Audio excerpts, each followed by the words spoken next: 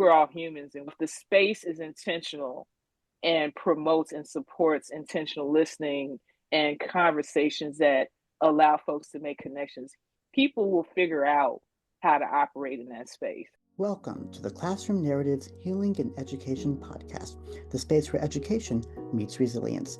I'm Dr. Joey Weisler, and in each episode, we dive deep into the personal stories of educators, students, leaders, and frontline advocates who are navigating the complexities within modern education.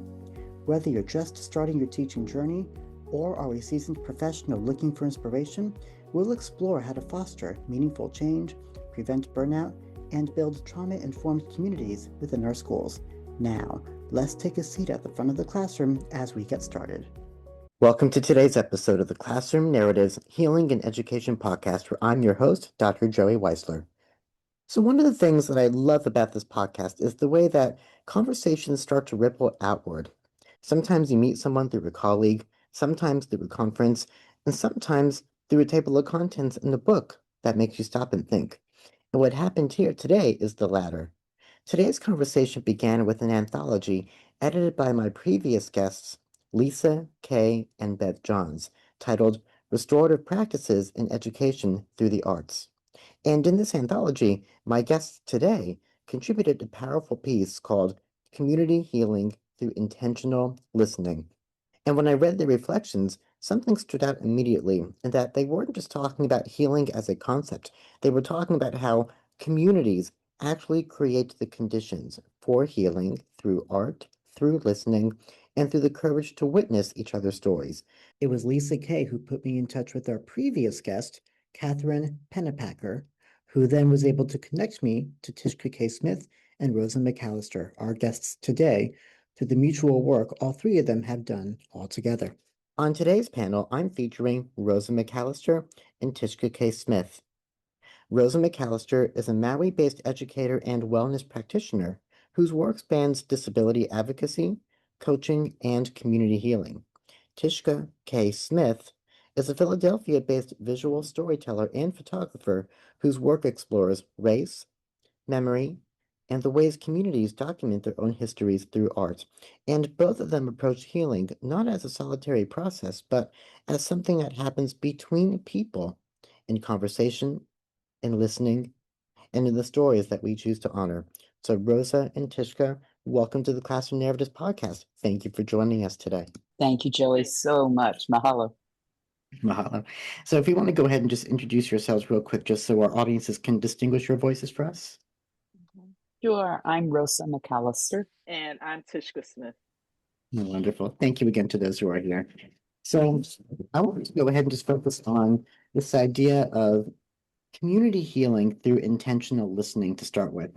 And the way that this conversation came about is that one of my previous guests, Lisa Kay, reached out to me and sent me the table of contents to her book, Restorative Practices in the Arts. And she said, if you look at the table of contents, are there any wonderful humans that you would like to speak to? And it was the title of that chapter, that excerpt, Community Healing Through Intentional Listening, that grabbed my attention. And I said to Lisa, I'd like to speak with them. So when you began to draft that piece, intentional listening, what did that mean to the both of you? And what made you realize that listening can form a sense of healing through arts? Well, since I was the one who was responsible for drafting the piece that eventually became a chapter in this wonderful compilation of work, when Catherine and I embarked upon this project, one of the things that we shared in common was this idea that listening should be in every artist's toolbox. Mm-hmm. And so we both brought that sensibility to this project, Stand With Ukraine, Listening Loom. And one of the things that we knew that we needed to be especially intentional about was listening, mainly because the target community that we worked in for 6 weeks had a lot of different languages, flourishing. We call it the mini United Nations. And so we knew that we needed to be more intentional about leaning in and listening and connecting with folks. And so we knew that that would be an essential practice that we needed to ramp up, if you will. And I would just add to this, I was in a much more supportive role with Tieshka and Catherine with this project, and definitely with this chapter, with this draft, right? The chapter writing. My organization is a nonprofit based in the Philadelphia area, but we have a worldwide approach. And we are originally around helping people with disabilities be heard in many, many different ways. And this project that they offered to us to help support the Standing with Ukraine Listening Loom just fit in a kind of different sideways approach to what we have been normally doing within my organization, my nonprofit, but it definitely connected. One of the main things that we've done and I've done professionally within my career with people with disabilities is really trying to hear them and really trying to hear at a very different level, hearing not just with these things attached to the side of our heads, but hearing with our heart and oftentimes our gut, and hearing to move us in a direction into activity, into action. And I could go on and on and on for hours and hours with the stories of where that has taken us. But this idea of truly listening to people and inviting people in a very comfortable and a safe way to tell us their stories, or to tell us parts of their stories, or to tell us their messages, is just really heart and soul of this very project, but heart and soul of what my nonprofit has done for 30 plus years. Definitely. And we have quite a bit of dialogue around the Listening Loom in Catherine's segment as well, which will be airing just before ours comes out too. So our audiences can also visit there for some practicalities and even stories that Catherine shares about those moments too. And so I wanted to go ahead and also speak about art. So each of you have very creative practices through either photography, storytelling, and how have you also found that art opens doors for conversations that might otherwise be too difficult for people to enter directly? For example, Catherine has her listening loom. What are some different strategies that you all have as well? I am a writer, amongst other things, and a dancer all my life. And both practices, both forms of art, have really allowed me to assist other people to speak their truth, to show their truth in various ways. So one of the things that I've done through my dance is I assist in some retreats with typically middle-aged older women around the world, as well as I've helped start a couple of support groups here in Maui with women who have been abused and or have lived with really significant trauma, and helping them to dance, which most of them, I would say, are just not comfortable with, are just not, it's a foreign thing, especially for those who have been sexually and otherwise abused, to quote, as I say, refine their pelvis and their hips is verboten. It is not something that most therapists or others would do. But I found that what it does is it opens people up by finding their freedom and expressing themselves in ways that they've not been able to in many, many years, and to recapture their very essence of who they are. And the same is true through storytelling. By exposing parts of myself or others in storytelling, it opens the windows and the doors, as I like to say, for others to come forward and to speak some of their own. I've had many, many situations where people very, very shy, very protected, very careful about their stories, about letting things out. When someone shares theirs, it opens the windows and doors to allow others to also share some of theirs.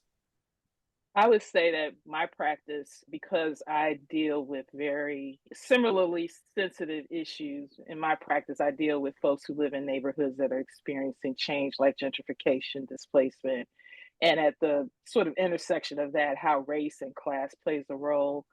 And then also like how communities preserve cultural memory and archive their own stories. And so if you're talking about folks who have lived in a neighborhood for a long time and they're seeing changes in their neighborhood that don't necessarily reflect either their input or their involvement, my photography reflects back to them that I see them and that they should see themselves and their neighbors in the images that I capture. And it opens up space for conversation to talk about these really tough topics around what's going to happen in my home.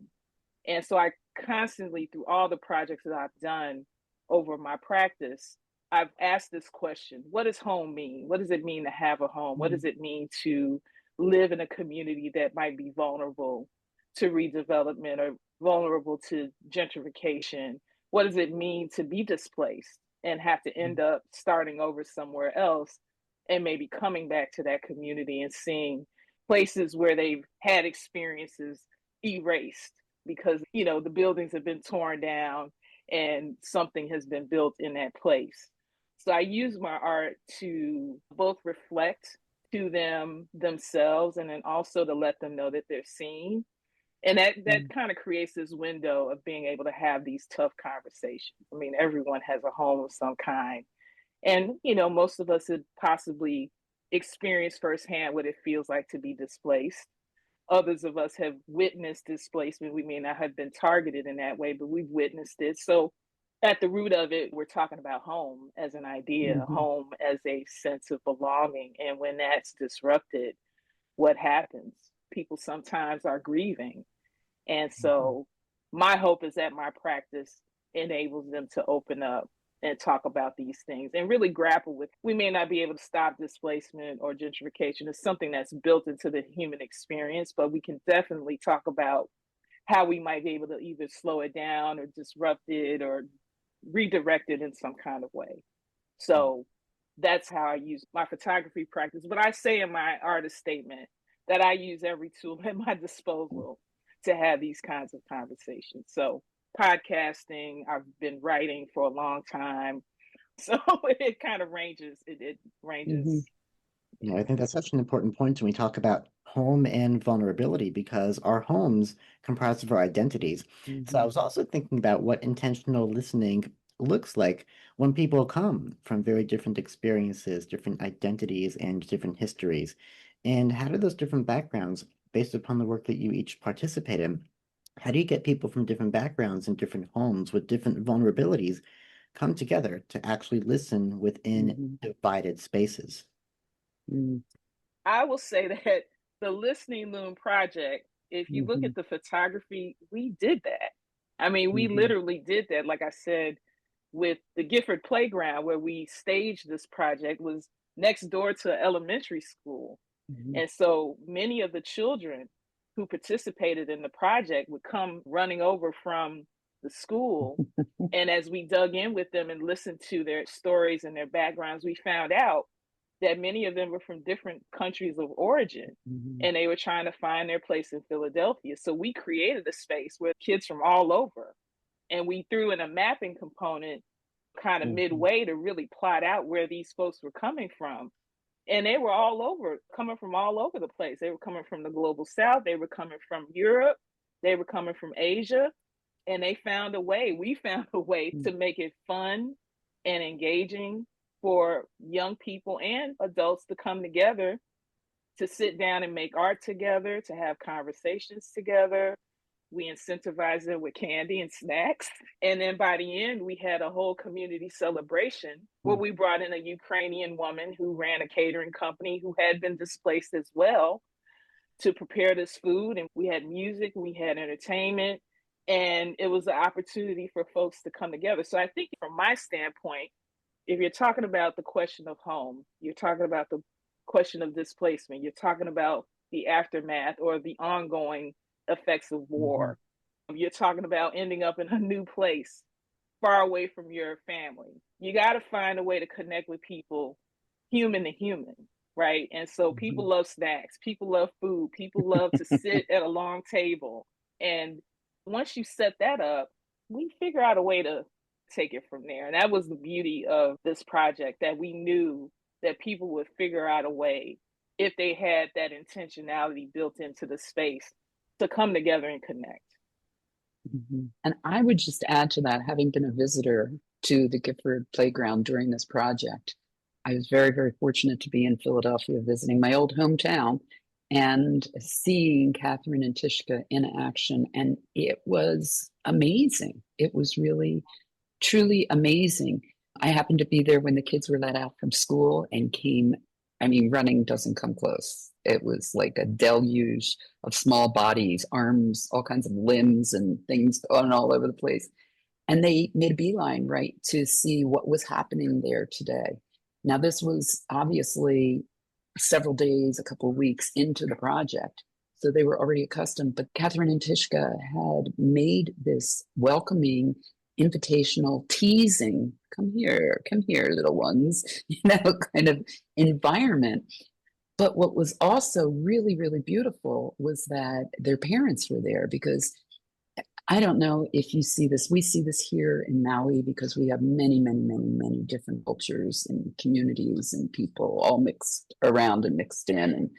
But in what I remember, the typical United States, school lets out and the kids go to buses, or the kids go here, or the kids go there. This was not the case there, because this was the United Nations, because this was such a multicultural community. And I'd have to believe because people were still trying to figure out who they were and what this was all about. You had parents and grandparents coming to get the kids, and the kids were leading the parents and the grandparents to the Gifford playground to come check out what was happening today, and to get the candy and to get the goodies and to color, but showing the parents and showing the older ones the map and the pride that was coming out. And Catherine would then ask people if they wished to talk, and she would wrap them in a beautiful handmade shawl that just happened to be made of the colors of the Ukraine, blue and yellow. And it was amazing and magical to see what happened because of the invitations. And I put that in air quotes, the invitations that were very consciously made by Tieshka and Catherine. And it opened up people to talk. I mean, there was the one day that I was there was a line of people who wanted the shawl wrapped around them and wanted to talk. If only we could just do this more. How can we wrap shawls of love around one another and invite people to just tell a bit of who they are and a bit of their stories, and to really let them know they're being heard? How can we do that? We need to do that more. One of the things that I've been working on in my own classes is, as you emphasize, Rosa, just the idea of speaking by invitation, where nobody is forced to speak in my class. They're not going to lose participation points if they don't answer every single question and always shoot their hand up in the air. But I always say you are invited to speak, never mandated, always invited, with the option there being you can get all your points by talking it out with us and having the peer validation in real time. Or if you want to go away and write out your thoughts and submit your work in writing, that's not a homework assignment. It's a written alternative to how you wish to engage. So I definitely feel like having the safe space is one thing, or rather the safety is an invitation. People have to feel like they're safe. I have Dr. Jamie Merritt. She says that there really is no classroom that is a safe space, because you can have safe invitations, safe moments, safe connections. And when the students acknowledge that, then they can feel invited to then share their voices. But I think giving those options for children definitely allows them to participate on their own terms in the way that's comfortable. Well, it reminds me, Joey, of a time many years ago now, a couple decades ago. We were starting a project, another different project in Northeast Philadelphia, and we were looking for the best of the best to come help us, staff that we would employ. We were looking for young folks because we were going to be helping young folks get out into the community, people that have been very much thrown away, disenfranchised, etc. And this one young man came to us, highly recommended by a person that we knew and loved dearly. And he was fresh out of college and very shy, super, super shy. And one of the things we knew about him was that he was a singer-songwriter and a poet. And he came to the so-called interview, and we don't usually do interviews that stuffy suits and all that stuff anyway. But he came to the interview and was flushed and sweating and so obviously anxious, so nervous. And a brilliant young woman, who was a dear friend of mine, Beth McEwen, invited him, just named it and said, "Look, nervous too. I'm new at this too. And let's just call it a day. But if you'd be so moved, would you submit to me or share with me some of your poetry that helps me understand who you are?" And he was, I think, paralyzed with fear, went away and sent some of the most incredible poetry, and not just poetry and songs that he had in his cache, but stuff that he had just written because of the interview. And we hired him, and he became one of the most stellar staff I think we've ever had. and still stay in touch with them to this day. So those invitations to listen in different ways and to invite participation and stories and sharing in different ways is so important. We're all such different people. One size does not fit all. We all know this. That's right. That's right. And then when we have our ability to all then have a chance to listen within even divided or even unified spaces, the idea of then becoming a witness is at play. So, for example, when you're by the listening loom and you hear people's stories, you are now a witness to their accounts. And this even goes back to when I was in Parkland. I became, even though I didn't see any violence at all, because of where I was on that day in a very safe area at their neighboring campus, I became a witness to all the stories of the community when I did actually return to Stillman Douglas, their high school campus, within 2 weeks of their reopening. And hearing their stories just 29 days after their tragedy had happened, where they're all back in classrooms. It was such a profound experience where a student said to me in April, he says, I shouldn't have to do algebra today because my friends are dead. Why does this matter? It was so profound when I was looking at The Giver with students, one of my favorite novels of all time. But there is a scene in the film that I was showing them, the film version of The Giver, where there is carnage, where our protagonist witnesses war and the fear that the students had because it brought them right back to being in that lockdown from February. Just profound experiences that I would not have seen otherwise. But because I had been a part of those moments, I am now fully their witness. And that's actually how we got some really bad secondary PTSD. So what is the difference between just hearing someone when we talk about intentional listening? The difference between just hearing someone and truly becoming their witness. Does that distinction matter? And if it does, how do we draw a boundary to keep the listener protecting themselves? That's a good question. I think there's a subtext that we all understood in that space, that we had a significant influx of folks who were there because they were fleeing the war between the Ukraine and Russia. So in our bearing witness, what we wanted to do was not necessarily provoke folks into recounting their experiences fleeing that, because we all understood that folks who would gravitate to that space more often than not were fleeing some kind of conflict in their home country, whether it was from the Ukraine or elsewhere. What we wanted to do instead was focus on making this space welcoming, so that when we asked them, what do you need? How can we help? It was focused on them being able to make that transition to Philadelphia. So the symbols, the sunflower, the colors, like Rosa mentioned, the blanket, the healing blanket that Catherine would drape over folks. She made a flag where people could write on strips of cloth and attach to the shag flag that she attached to the fence. People could engage that way. So what we wanted to do was create these mini spaces, these zones where people could remember where they came from, but also feel comfortable enough to say, okay, I can rest here, I can take a breather, because where I am right now is in a space where I need to try to acclimate myself to what's going on. I need to try to make connections in my community, and the space kind of facilitated that. We would see folks coming together who were from the Ukraine and were looking for community. So those symbols were kind of beacons outward to folks who were observing and felt at some point comfortable enough to join. And it was really focused on, how are you doing right now as you're making this transition from our home to this new place? And there are a lot of smiles, there are a lot of hugs. Even, as the weeks wore by, we would observe people coming together, not necessarily for us at all. They knew that that space represented a chance for them to make these connections in this new place. So they were coming together, sharing recipes, making appointments to get together outside of Gifford. And I think we accomplished that because we understood that people were coming to Philadelphia, to the Northeast, to this particular neighborhood with trauma. I mean, profound trauma. And we would hear stories here and there, but they also understood, okay, this is a chance for us to reset. And it taught me what happens when you're intentional in shifting the focus, not necessarily trying to erase why people were in the space at a particular time, but respecting that, yeah, we know you're coming from this place, but we want to welcome you. And we kept saying that we want to welcome you. We want to make sure that you feel welcome here.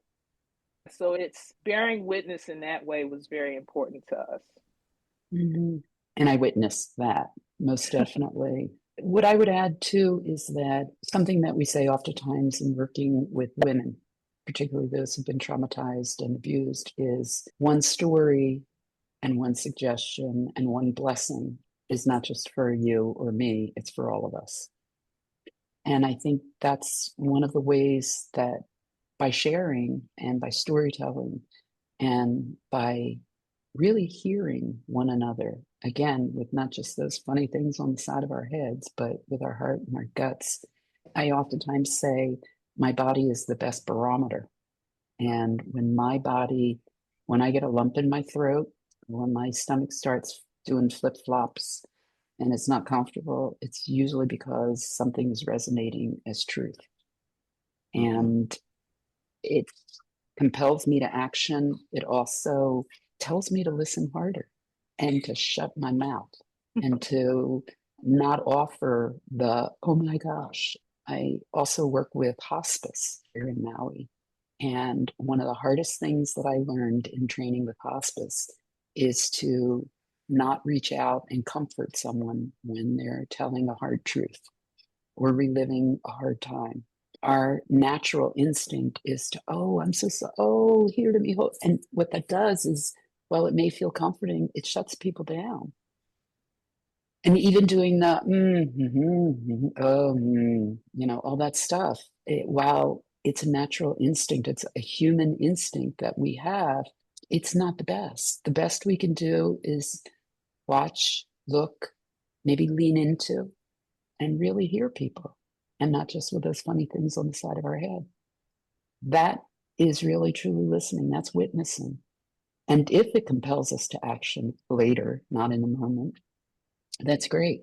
I have a wonderful friend who I assist sometimes in women's retreats, and she coaches people from the beginning of the retreats that if you're sharing something and if you need a tissue or what have you, instead of everybody throwing a box of tissues at you, which is going to stop you down, just in the moment, just do this, like, give me, and the tissues will come.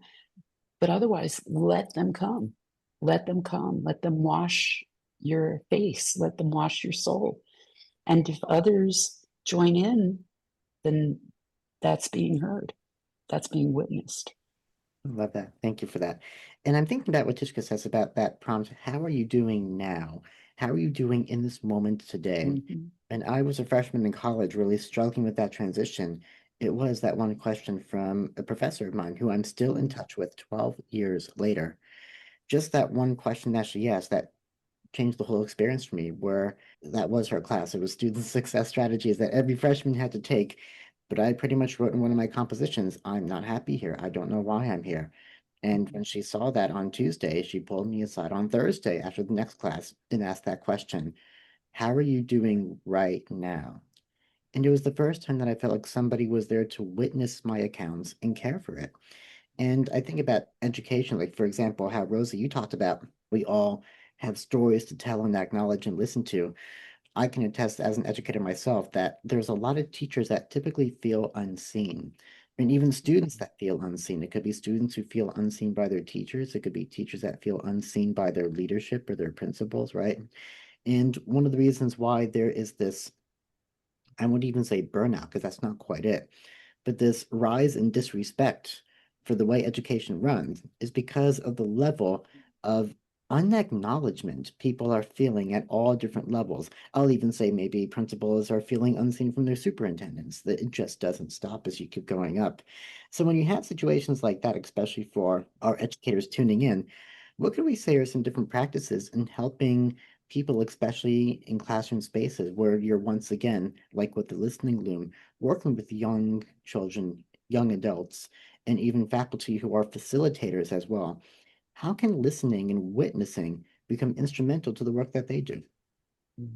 You know, Joey, when you were talking about creating the space, for Mm-hmm. folks who may not want to raise their hand and speak out, that you Mm-hmm. offer alternatives. I think when you're intentional in that way, then you're opening up space for that student to be seen. Like, okay, they get that I don't necessarily want to be the one eagerly raising my hand and answering every question, because we have those in every classroom. It's always one or two who have, always, and then the rest of us who kind of sit back going, I don't know. But there's no alternative for them to be able to express themselves. But when you create that, I think that then gives them permission to want to speak through whatever medium they feel most comfortable. Mm-hmm. And if you're paying attention to what they're writing, or maybe singing, or maybe dancing, or whatever the case is, Mm-hmm. then they're going to tell you what they need. They're going to tell you what it takes for them to feel seen. And I think it's up to educators to be intentional with that. But when there's so many demands kind of trickling down from the spaces where they're not really in the classroom, they're not really engaging with folks on the front lines, they just want you to perform, they just want you to deliver results. And it becomes like, okay, what's the priority here? But the priority has to be, you have to meet folks where they are. And this was something that I learned even before becoming a photographer. You have to meet people where they are. And not only is it about listening with our hearts and our minds and our ears and our gut, it's about observing what's going on around you, being very observant. And sometimes it's zipping this, zipping this up, and just opening up the other senses to be able to meet people where they are and hear what they're saying in the way that's most comfortable for them. I just keep thinking of the bartender. How can we all be bartenders? And not by mixing the drinks, although that may or may not be important to you, but being open. I mean, there's a joke amongst bartenders. I have many friends who at one point in their history have been a bartender.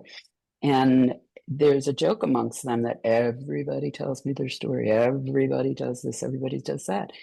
And is it the lubrication of the alcohol? Probably. But there's also something about that. And I've had friends who own restaurants and bars who hire baristas and bartenders. And there are certain characteristics that they look for. And the characteristics are friendly, open, not talking a whole lot, more listening. So how can we set up situations where there's more bartenders? Like, how can we bring that out in one another? And Joey, I really have to thank you as a person whose family has been in the education field. My son is a teacher here. My daughter-in-law is a teacher here. I am a teacher. My sister is a teacher. Many of us are teachers in our family. We really prize, and particularly public education. Thank you for mentioning about teachers not being heard and not being listened to, and oftentimes not being honored and respected by not just the teenagers and the kids, but by the parents and by society and by government and all kinds of other things like that. They need to be heard. They need to be listened to. They have our kids. They have our next generation. They have our future in their hands. And so thank you for the wonderful work that you do as a teacher and for this opportunity to talk about it, but bringing them into the forefront that they need opportunities, they need situations too, where they can have a bartender and really feel listened to, not just served alcohol or whatever. No, thank you for that. And so when we talk about teachers needing to have that bartender in their lives, if it's not somebody who they work with, or even one of their own leaders or principals or administrations, who can they turn to and what can they do? Yeah, there are unions and there are others and school counselors who are there not just for the kids, but for one another, and principals and assistant principals and vice principals and all of that. But the teachers that I know rely on one another, just like many workers do. It used to be around the water cooler kind of thing, and now it's by text and email and all those other device things. But people who understand and people who know, finding your allies, finding your bartenders, finding those that you can trust and entrust your concerns, your fears, your horrors, your mistakes. Very important. Some of the greatest learning, kind of like you talked about the teacher who influenced you and helped you so much, Joey. There are teachers from my past who I remember who we got to see that they were human. We got to hear, they didn't dump on us all their stuff, but we did get to see that they were human. And so for teachers to let down their guard and let their boundaries down a little bit, that they're not perfect. They go to the bathroom. They have hard days. They maybe didn't get enough sleep last night. They're sad. And letting the kids, even the young ones, know. My daughter-in-law oftentimes talks about when her kids, or the little ones, third graders or others, will ask, "What's wrong? You don't look happy today." And she doesn't give them the full-blown everything, but she thanks them and acknowledges them for seeing her, for witnessing her.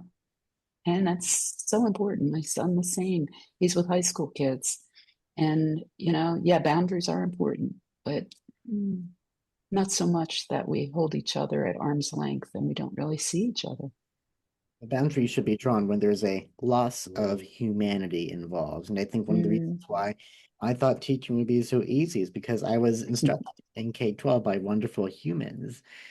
But at times they really drew the boundary where there really was less of a humanity, where I just saw them as people with no problems. And it was actually just a very select few that broke that boundary and showed me the humanity and said, "Joey, these are all the problems going on in education. And this is what you will be dealing with if you go into the classroom." But needless to say, even though they were my mentors, their feedback was among the minority. So I didn't follow it. And yet here I was leaving after my first year of teaching because I listened to the ones who abstained their humanity and showed that there wasn't anything going on. Right. Yeah. And so as we come to the end of our conversation, first I wanted to say thank you for all of your excellent insight and input. So is there anything that I haven't asked yet today to our panel that would be meaningful to share to our audiences? And then I'll also ask, where can our listeners, talking about listening, where can our listeners tune in to learn more about us? I'm not sure that I have any other questions or any great pearls of wisdom, but I think we could probably all talk for quite a long time, a lot more, and share our experiences more and more. I'm just honored to be here. Thank you so much. These are important topics, and we need to talk them more, and we need to cross-pollinate. We need to pull people from all kinds of different realms, all different types of, quote, education, and hear from one another, all the different sides, all the different points. I second that. And thank you, Joey, for creating this space to have this conversation. I think when we talk about intentional listening, it's really, for me, Catherine's been doing it a lot longer. So I had a chance to learn from her, even though I incorporate intentional listening into what I do. She's been at it much longer than me in terms of incorporating it into an artistic practice.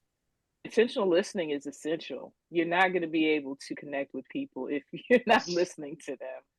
And I think reiterating the point that we're all humans, and if the space is intentional and promotes and supports intentional listening and conversations that allow folks to make connections, people will figure out how to operate in that space. There may be some, stumbles or jumbles, but we figure out how to work it out. That was one of the really big lessons working over the 6 weeks in that community. People figured out, because there were some folks who were detractors there. Everybody wasn't kumbaya. There are some folks who really had hard feelings one way or another, and that's their right to do. But the one thing that we understood is that people are going to be human, and we have to allow for that range of humanity and redirect when it might become something of a harmful situation. And where can our listeners learn more about your works and support you? Well, I'll say my website is tieshkasmith.com, and you can connect with all my social media there. I'm working on a few different things, and it lists out my current projects on my website. So you can kind of spring from that home page or that website about my work into my different projects. And you can find me at my nonprofit's website, networksfortraining.org. Again, networksfortraining.org. And we do many, many different things. And one of them that I am most involved in and most happy about is our Artists for Artists Global project, which is just 2 years old.